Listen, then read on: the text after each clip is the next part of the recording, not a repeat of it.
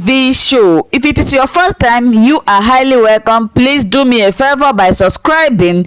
Turn on your notification bell. That is very, very important. It enables you to know when I upload a new video.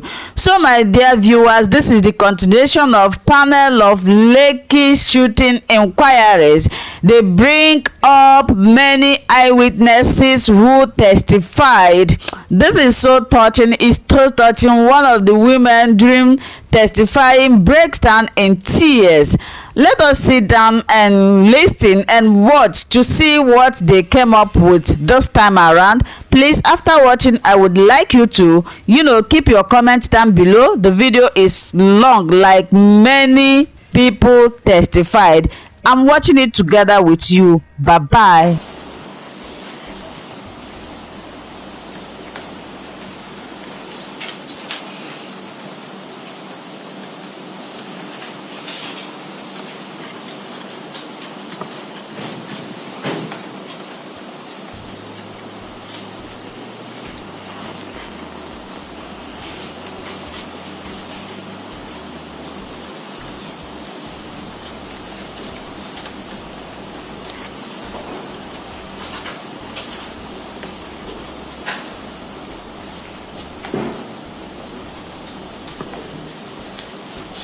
Yeah.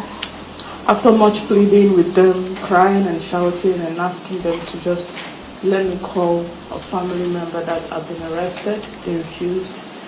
They asked me to go sit down somewhere inside the counter.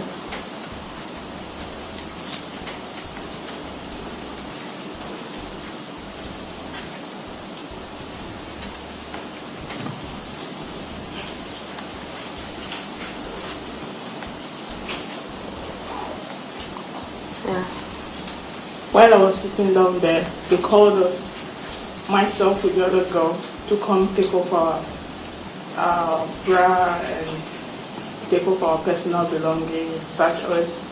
We stood there. They didn't even give us any form of privacy to change our clothes. They asked me to take off my bra. There was a guy sitting down there. I took off my bra in the presence of that man. I couldn't even do it the way ladies normally do it, take it off, and so I had to take off my shirt because of the kind of clothes I was wearing. At that moment, it wasn't what mattered to me.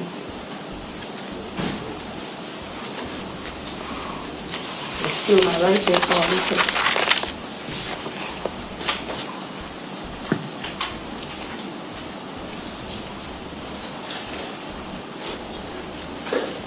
Yeah.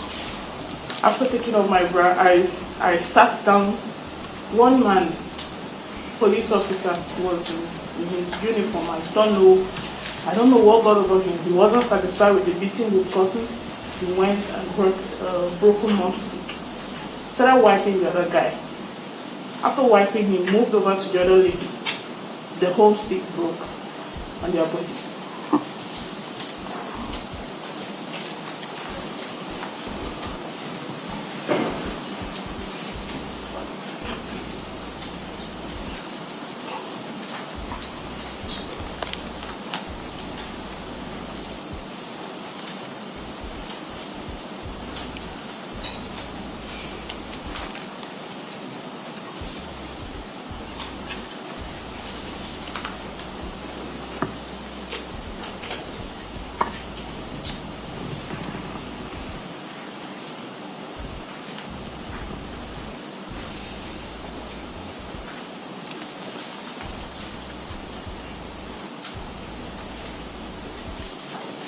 Yeah. Then he went out. After beating the two that were there, he went out, coming back with the same anger, with nothing this time. He started hitting me with his gun. At that point, just hit me. He started hitting you with yes, what? With he was what? hitting me with his gun, the mouth, not even the head, the mouth. I was scared. What if he pulls the trigger by mistake and he shoots me? I think he noticed that he was really doing the wrong thing. He stopped and used his boots on my abdomen. When he was satisfied, he left.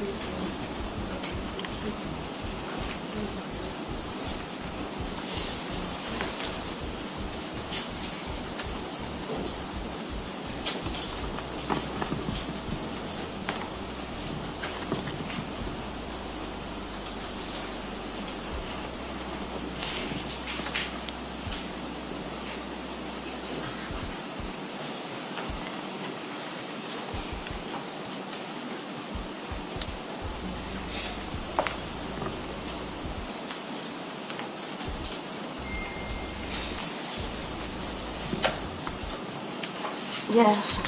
After that, the man walked in and was asking me to lay down on the floor, face down. I was so scared.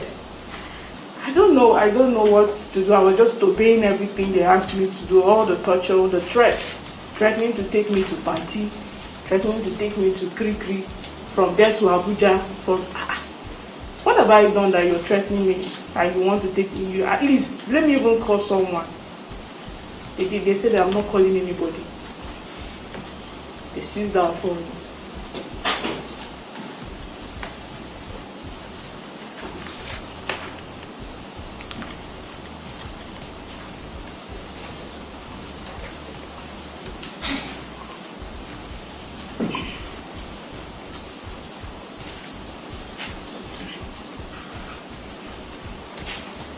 Yeah. Then they called the lady that they gave my phone called me. She's fat, fair in complexion. I think she's Yoruba. She speaks Yoruba. She was speaking Yoruba that day. She called me that she would open my phone, the password. And my phone was still functioning. I opened my phone. Even the calls that were coming in, I was trying to pick. I couldn't hear what the person was saying because I think the phone was already damaged to the point that I can't hear what someone was saying. I opened my phone, went to the gallery, she saw the videos, and that one came with a slap. After seeing the video, she slapped me. She was making videos, want to send to the internet. I was pleading with her, let me call my daughter. She slapped me with that comment. She hit me for the mention of my daughter. You want to talk about daughter now? Shebi, you are there protesting.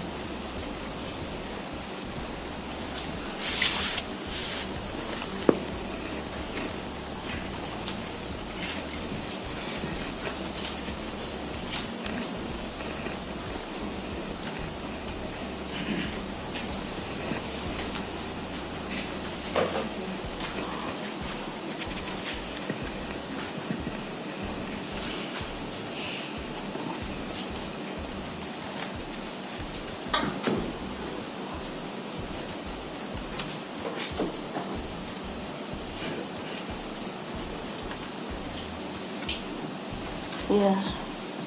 After registering my belongings, writing my name, they took myself with the other girl to the cell, locked us up. No contact with anybody. We were inside our cell. It was about 4 or 5 when they worried that what if something bad happens to us. She was just crying and I was even trying to console her, even when myself I was living in a worse situation. What if that was the end of me?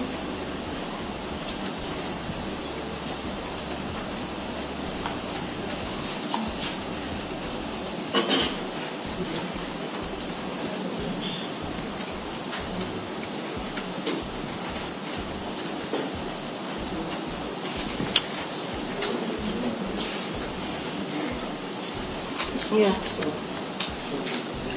We stayed there till I think about 7. They came, they took our names, they went down. I was asking them, pleading for water to drink because I was so dehydrated. One guy told me there's nothing he can do. A police officer, he said there's nothing he can do. Until another lady came, she now managed to get water from one of the people that were inside the cell. She begged and they gave me water to drink.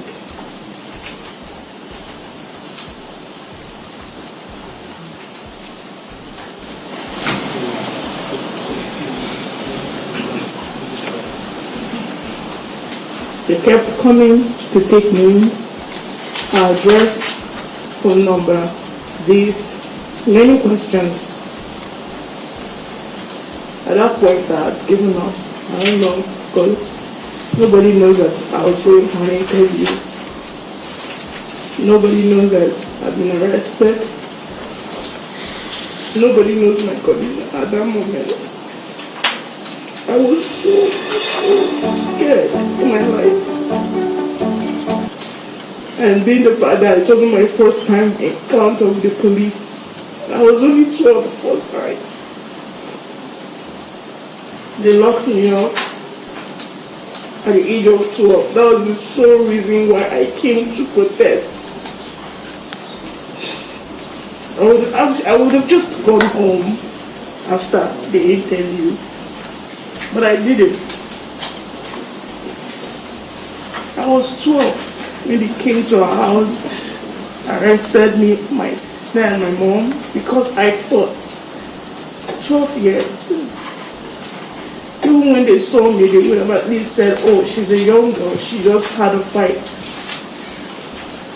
and settled the matter. But they took myself and my sister to the station, locked us up inside a cell at the age of 12.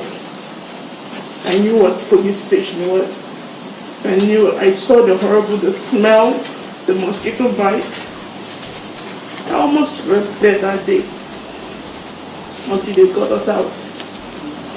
So it's 2005. That was the reason why I came to protest. And this thing is still happening. They beat me like... They beat me because of the video I was making, nothing else. They didn't see anything incriminating, just my phone. After you were locked up, what happened afterwards? They just kept coming to the cell to take my address until the other girl with me left. I just knew that I'm done for because she has a mom here, but she has a family here. I don't have anybody, I'm just alone. I'm an orphan. So if anything had happened to me, that would be it. My child would just not see me anymore. When they took the girl out, I gave up because I don't know what happened. So how were you able to get out of the place? Later on, a man came and took me to take my statement.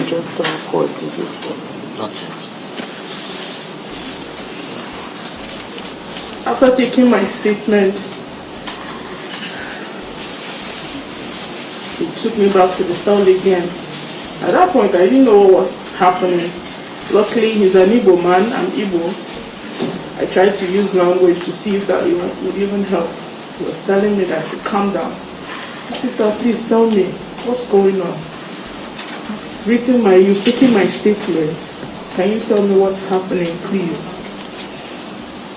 He took me back to the cell. Later on, he came, took myself with some other guys that were arrested that same day because of the protest. Took us upstairs. That was where I saw Jasmine Elliott. I didn't know what was going on, but I had hope that I think I might be out because seeing someone who is in government there in the police station means that there's hope for me. I don't know what was the discussion, what was going on, but I had the lawyers around to defend me, to sign. So many things were just flying through my head. At that point, I just want to go home. I just want to go and sleep.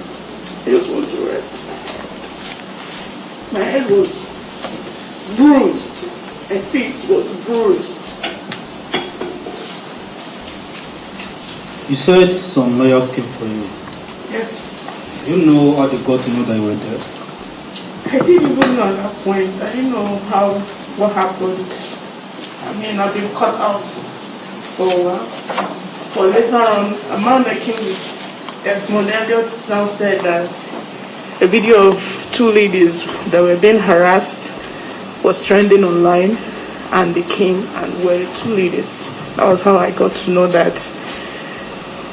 That's the reason why they came here. They saw two ladies. They cut the video of us being brutalized. So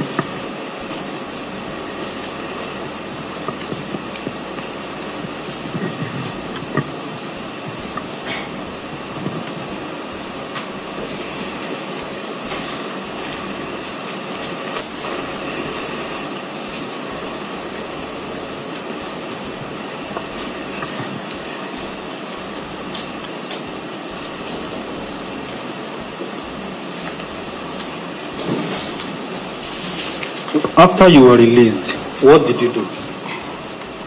This morning Lord, that night, he gave me the sum of 6,000 naira to find my way home. I collected my phone. It was almost 10. There was so much traffic that day. I couldn't get a cab. I had to walk. It was raining. I was walking under the rain and I was traumatized. Thankfully, no vehicle hit me that day. I was crying. I was smelling. I was smelling. I was thinking nothing was wrong. I walked from that police station to Yaba. Procedural, that was where I stopped. I was looking for a cab. I didn't see any. I walked up to a man. I would have been raped that night. I would have been raped because of all of this. I walked up to a man asking him if I can get a cab home. He said no. He was not asking me to come sleep inside the bus because he saw how vulnerable I was. He has seen an advantage. He has seen an opportunity to take advantage of my state. Thankfully, I did not. I asked him to show me, even when I was asking him to show me a hotel around where I can sleep, I was even risking my life because what if he comes at night? That place is not safe. I had to manage, found a hotel, paid with that money that money Lord gave me, and I slept there overnight. I couldn't take off my clothes. I just slept. I was having flashes of everything that happened.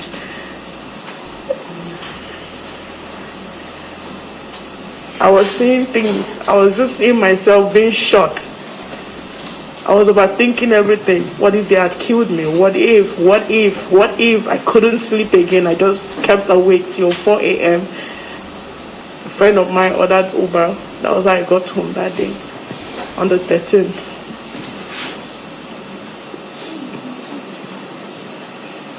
You said you were bruised, you had injuries, and all of that.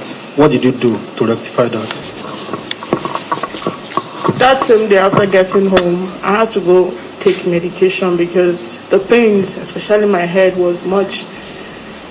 Some people helped me with funds and asked me to just go get medication and get checked. And I went to a clinic to do that.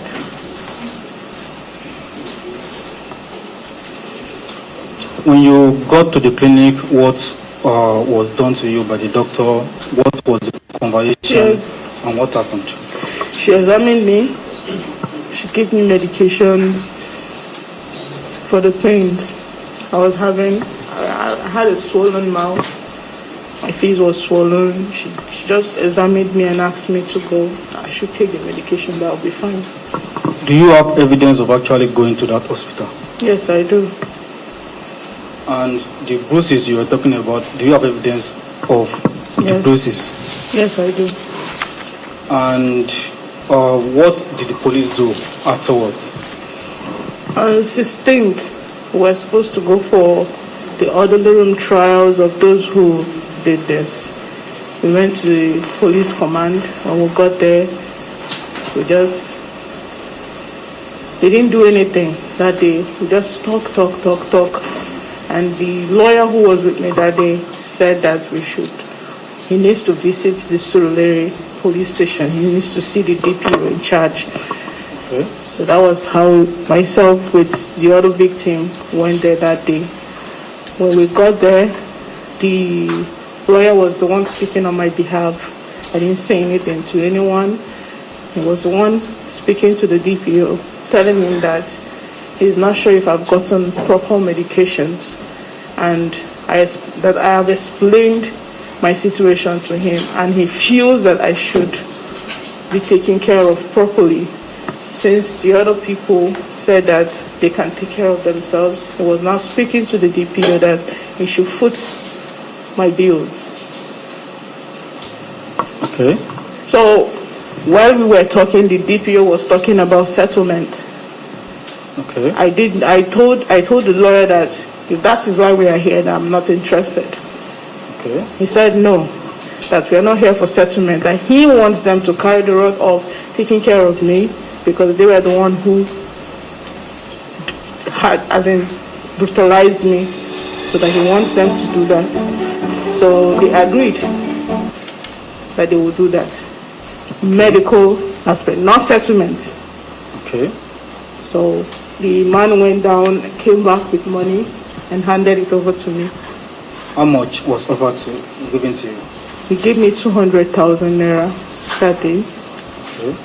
And I insisted that there should be a written note that this is not a settlement, and which he signed as well. Okay. Do you have evidence of that discussion? Yes, I do have evidence of it. In what means did you get this evidence? I have the written paper. I took a picture of it. I took a picture of it. Okay. And also I have a video. Okay. Video of that conversation. The orderly trial that you mentioned earlier on, did it later take place? Yes. I think we went on the 30th to that. We waited all day that day. They didn't answer us. They said we should pick a date when we'll come back again, that the people who are supposed to be there, they are not there. Hold up, please. I said, no problem. We'll still come back. We picked a date. You said you waited all day? Yes. Like till what time? I think about 4. I left there around 4. Myself with the lawyer that went with me. Okay. Then what date were you asked to come back? I was the one that picked the date convenient for me, because that was what they asked me to do, pick a date. Okay. We went on the 4th. That was this month, on the 4th of this month. 4th of November, yes, 2020. Sir. So, what transpired on the 4th of November? The police officer, some of the police officers that were involved in that assault were there, present. We waited till, I think, about 12 in the afternoon, because I knew I was there very early. Waited, and few of them came. So I was trying to tell the officer in charge, who was to conduct the trial, that these are not the numbers of people that assaulted me. You need to call the whole police station, because they were all involved in it. Were you the only one present at the trial? No. You were with who? The lawyer. Okay. So what transpired during the trial? He took my statement. After taking my statement, he took the statement. I can't remember if he took the statement of those police officers, but now I gave him my statement, and he started the trial like the way they do. Were the police officers allowed to ask you questions too? No, I didn't. I can't remember asking questions. It was the officers that were asking me questions. The officers that were on trial? Yes. You said you took pictures of the bruises, yes, how you were beaten. Yes. You also mentioned a medical report. Yes. You also mentioned a viral video. Yes. Which the lawyer saw and had to come to the police station. Yes. If you see all those, will you recognize them? Will you be able to identify them? Yes, of course. Honorable Chairman, we have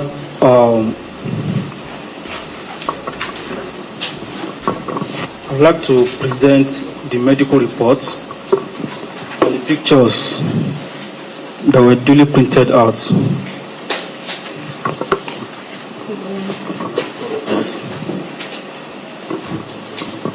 And then on this flash drive, we have the pictures there, as well as the video, the viral video of where the complainant was being beaten by the officers.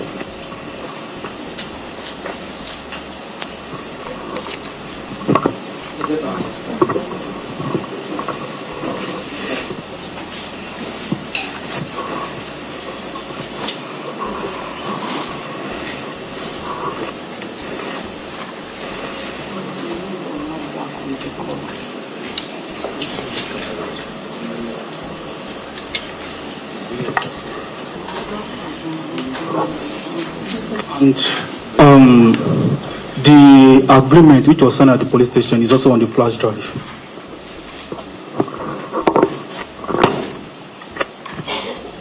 Yes, Mr. Jofo. My Lord, I do understand that the rules of evidence are not applied there.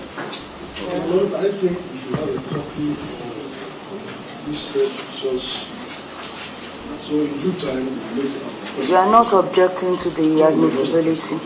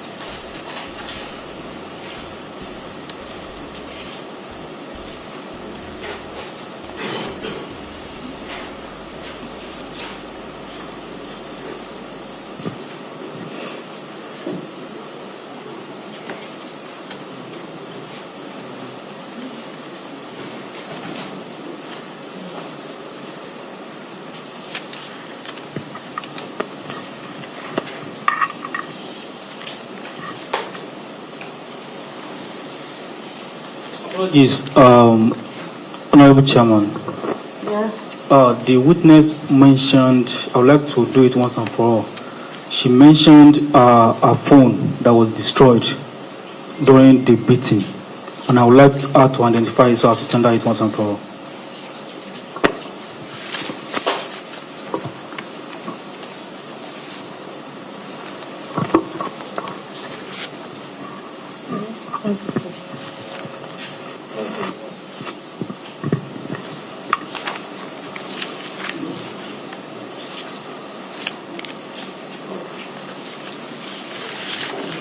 Thank you.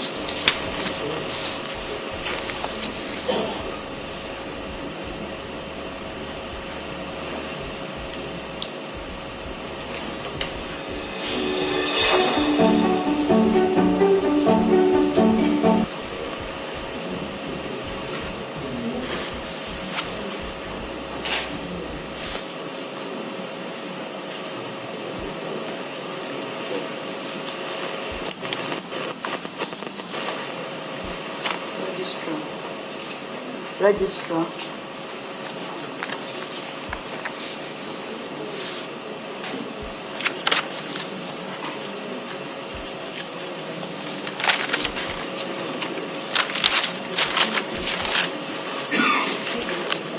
Newgate Medical Services Limited, medical report in Riopara and Kema Lokam Felicia, age 27 years, issued on 13th October 2020, is hereby admitted and marked Exhibit A.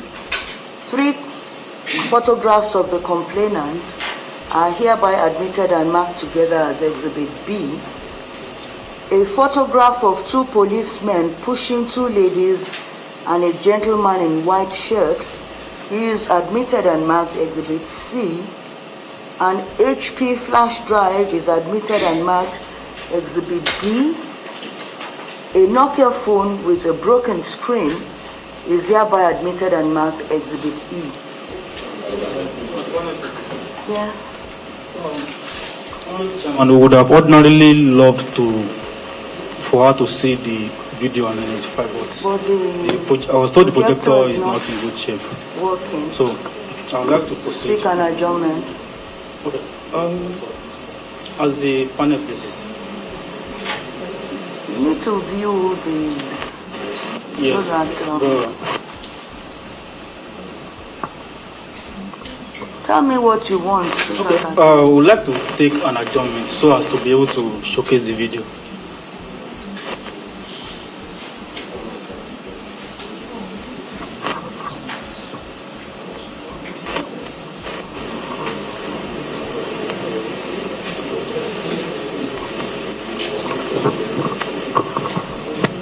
Mr. Chairman, sir.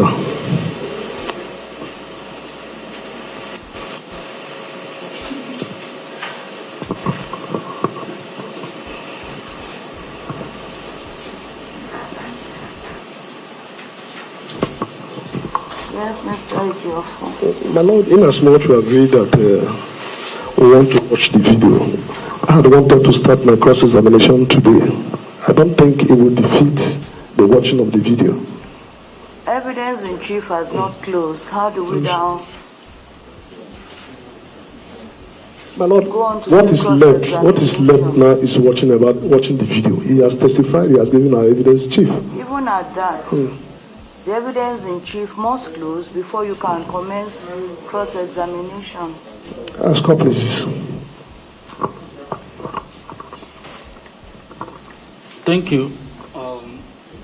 We would like to have a date for adjournment, subject to the convenience of the panel.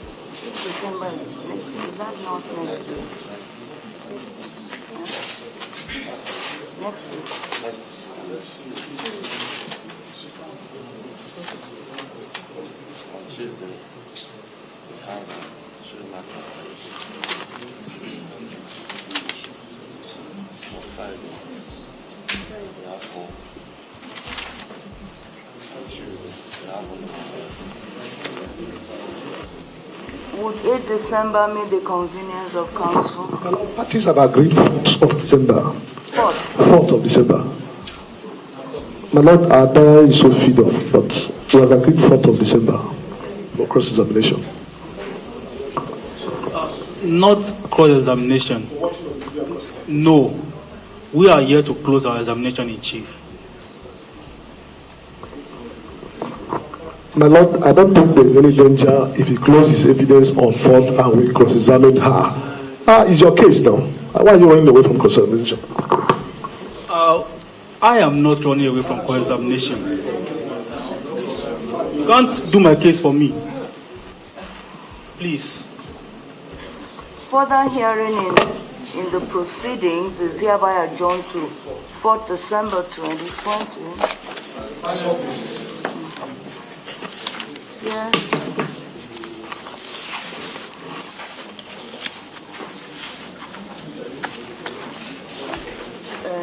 Do we call this? And because it's going to take some time to get back. I will quickly go on with the next one, so if you want to adjourn, go on with the last one. Before they set up, once they set up, they are not supposed to be waiting here doing nothing. If the proceeding is not going on, we have to retire.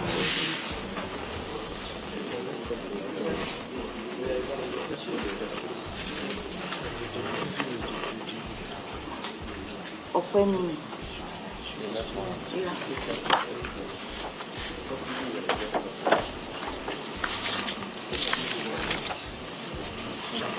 Addition number. Yes.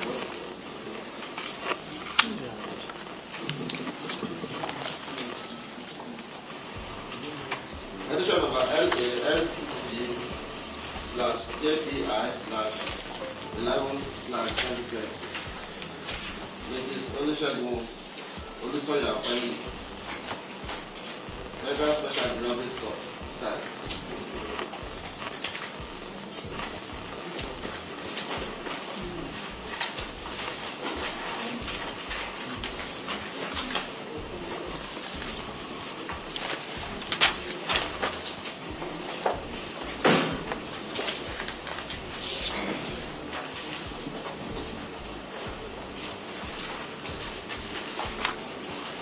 Are you in this matter? Yes, madam. Yes.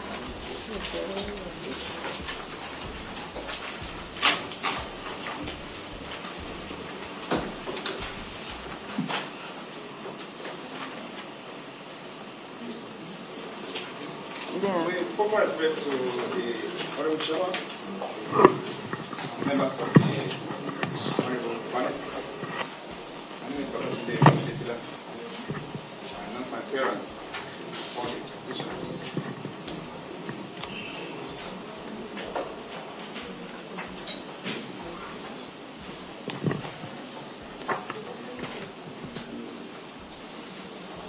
Any other? My name is Siri. With me is Emmanuel Eze, Esquire, for the Commissioner of Police.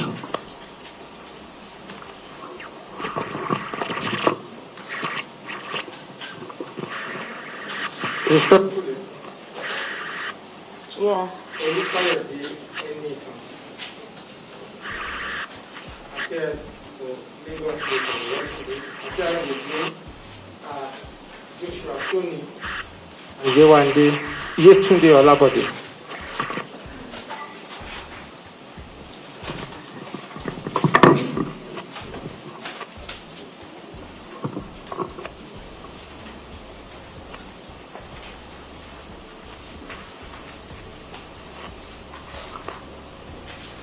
Yes, Mr. Adefila. Mano, I don't want to set the record of the Honorable Panel straight. The name of the petitioner is Mrs. Tolulope Opani. But unfortunately on the cost list, it was the name of the deceased that was cited. We only have jurisdiction over a live person, registrar. A dead person has no status in law. You'll take note of that and correct the... The purpose is great, sir. Madam, the petitioner, Mrs. Tolulope Aminat Opani, is in court.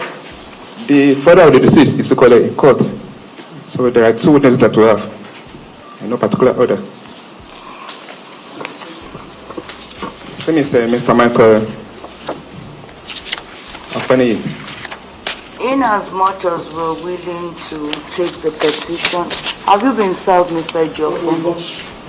You are ready?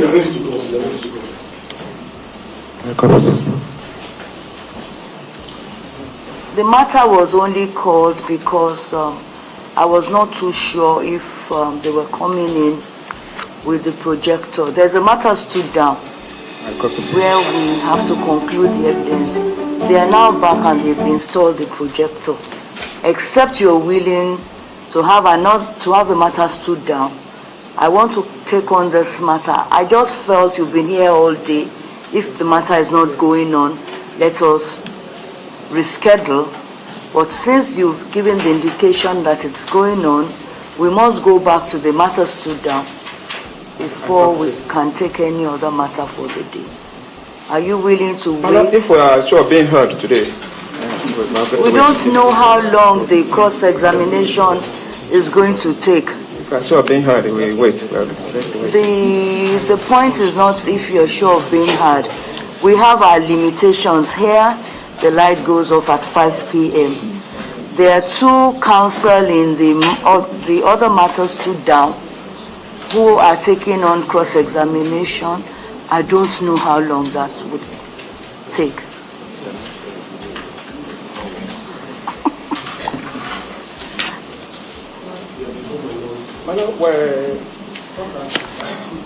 If you can be given, I think you are safer taking another date. You can give us a very short date, madam. We will do that. Yes, I'm not sure. 4th. Registrar, come and confirm the 4th. We don't want to keep you here until 5 o'clock when the light goes on.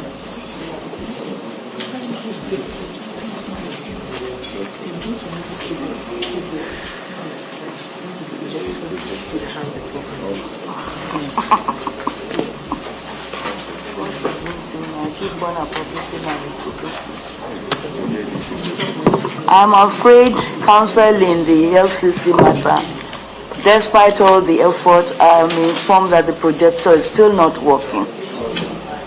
So we may have to adjourn the LCC matter for the day. In that case, you have a chance of opening up your case. Call the LCC.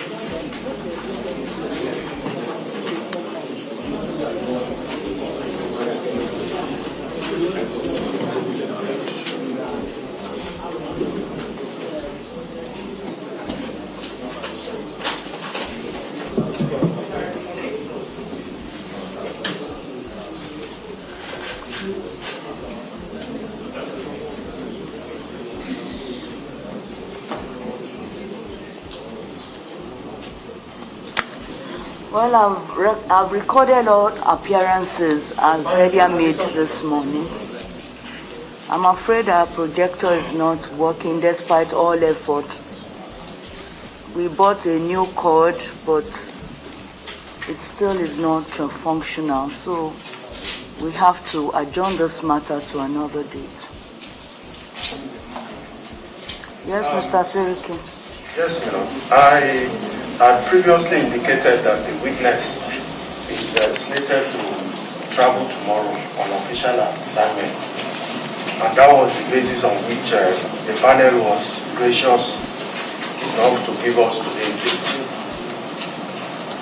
My Lord, I will only be praying the panel that if we are adjourning for the continuation of this testimony, that we will be requesting for 2 weeks. For 2 weeks from today. Well, That's my open application.